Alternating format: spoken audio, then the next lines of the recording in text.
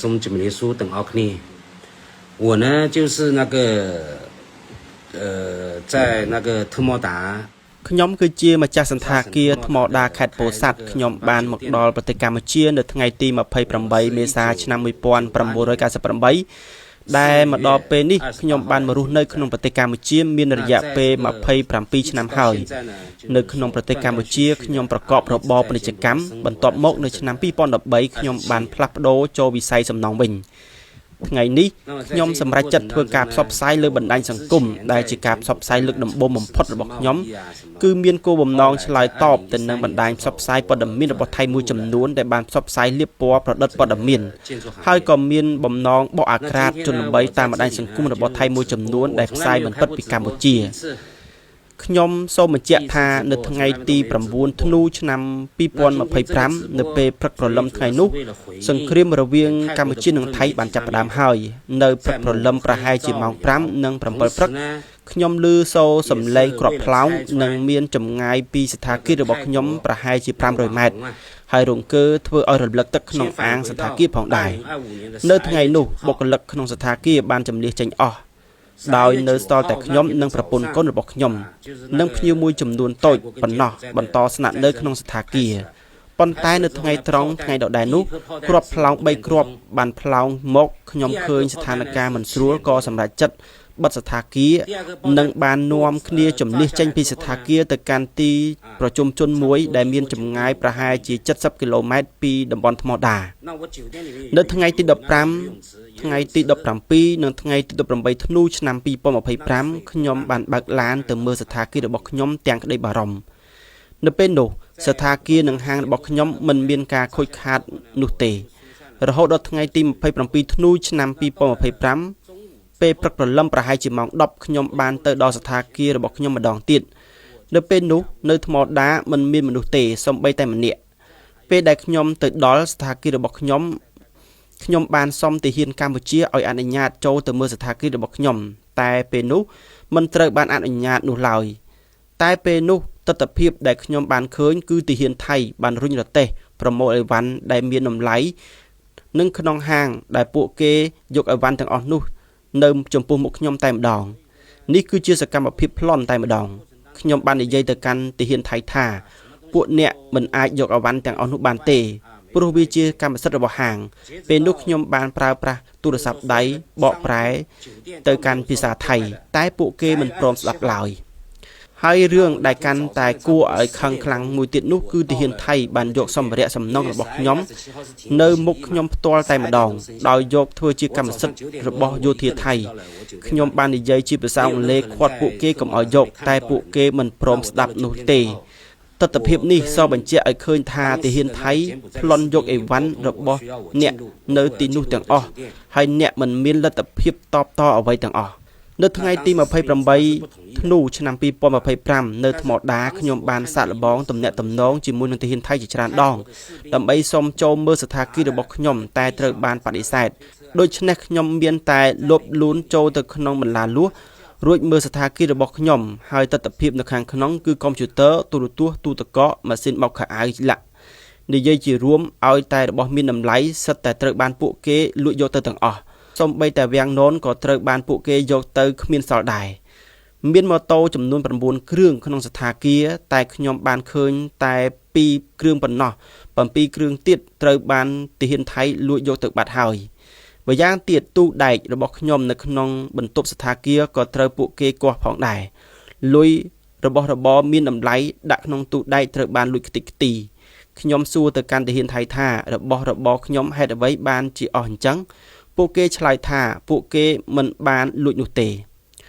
របស់របរក្នុងទូសន្តាគារត្រូវបានទាហានថៃវាយកំទេចហើយវត្ថុដែលមានតម្លៃអាចលួចយកទៅបានគឺពួកគេលួចទុកគ្មានសល់បន្ទាប់មកនៅថ្ងៃទី15ខែមករាឆ្នាំ2026ខ្ញុំបាននាំប្រពន្ធកូននិងភ្ញៀវចិនមួយចំនួនដែលមានសរុបគ្នាប្រមាណ20នាក់បាននាំគ្នាទៅយកបន្លាលួសដែលទាហានថៃបានដាក់ចេញដោយខ្លួនឯងពួកគេបានប្រើប្រាស់ពេលប្រហែល30នាទីរើបន្លាលួសចេញទាំងអស់និងបានចូលទៅហាងរបស់ពួកគេរៀងៗខ្លួនហើយពេលនោះមានទាហានថៃម្នាក់ដែលមានរូបរាងកន្ធាត់ម្នាក់បាននិយាយទៅកាន់ពួកយើង ហើយពួកគេអនុញ្ញាតឲ្យពួកយើងចូលទៅបោះសម្បត្តិហាងនិងបាននិយាយថាការហុំព័ទ្ធសទ្ធាគារគឺដើម្បីការពារទ្រព្យសម្បត្តិពួកយើងប៉ុណ្ណោះហើយវីដេអូនេះបានផ្សព្វផ្សាយយ៉ាងទូលំទូលាយនៅតាមបណ្ដាញសង្គមតែជាលទ្ធផលជាក់ស្ដែងគឺទាហានថៃ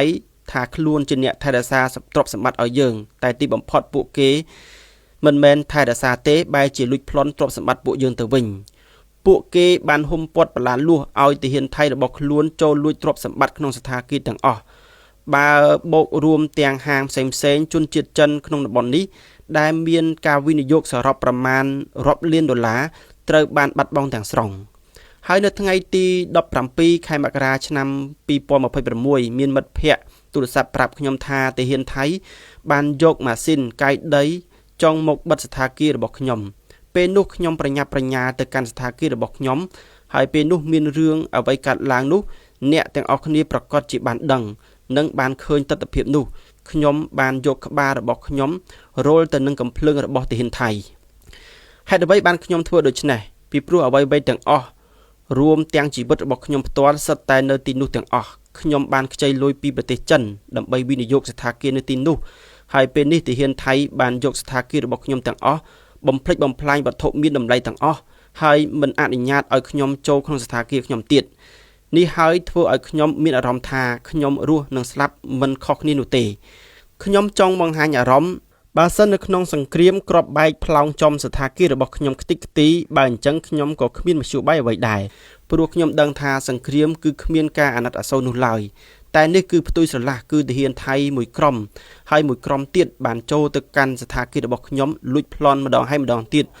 រហូតដល់ចុងក្រោយរបស់របរក្នុងសទ្ធាគាររបស់ខ្ញុំគឺត្រូវបានលួចគ្មានសល់ដោយសល់ត្រឹមតែសម្បកសទ្ធាគារតែប៉ុណ្ណោះគឺដោយសារតែខ្ញុំមានអារម្មណ៍អស់សង្ឃឹមខ្លាំងហើយខឹងខ្លាំងពេកទើបខ្ញុំហ៊ានធ្វើបែបនេះហ៊ានប្រទុះសារាយជាមួយនឹងទាហានថៃនិងហ៊ានយកក្បាលទៅរោលទៅនឹងកំភ្លើងរបស់ទាហានថៃពីព្រោះកន្លងទៅខ្ញុំបានតាក់ទងជាមួយនឹងទាហានថៃជាច្រើនដងតែពួកគេមិនខ្វល់ខ្វាយជាមួយខ្ញុំសូម្បីតែបន្តិចហើយចាប់ពីថ្ងៃទី29ខែមករាមកពួកទាហានថៃមិនឲ្យខ្ញុំចូលទៀតឡើយ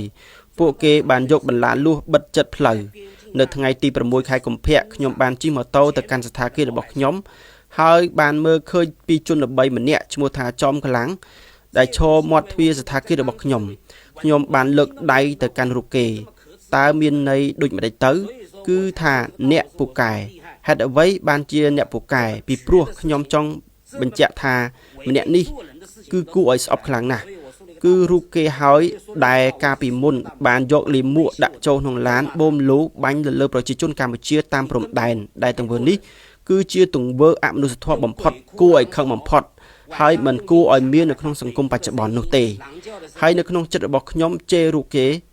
ថាមិនស័ក្តិសមធ្វើជាមនុស្សតតែសោះគាត់គឺជាមនុស្សល្បីនៅក្នុងសង្គមថៃតែបែរជាធ្វើទង្វើអមនុស្សធម៌ដូចជាចាក់សម្លេងខ្មោចសម្លេងរំខានទៅដល់ប្រជាជនកម្ពុជាដែលអ្នកមិនស័ក្តិសមជាមនុស្សតតែសោះនឹងអន់ជាសត្វឆ្កែទៅទៀតខ្ញុំជឿជាក់ថាដីរបស់កម្ពុជាគឺថៃមិនអាចយកបានទេសូមចាំឲ្យច្បាស់ថាគឺមានច្បាប់អន្តរជាតិនៅមានប្រទេសជាច្រើនទៀតកំពុងចាំមើលប្រទេសថៃតូចមួយមិនអាចចង់ធ្វើអ្វីតាមតែអំពើចិត្តឯងនោះទេ这块土地到底终究归谁的你们自己很清楚不是你泰国人这么小小的一个泰国能够做到的对不对有国际法有这么多国家看着是你的就是你的不是你的就不是你的ធនាគារកាណាឌីយ៉ាដៃគូហិរញ្ញវត្ថុជាទីទុកចិត្តរបស់លោកអ្នកស៊ីតាមភាសាចិនសារព័ត៌មានភាសាចិនរបស់កម្ពុជាទំនាក់ទំនងផ្សាយ070 66 33 70 069 22 22 69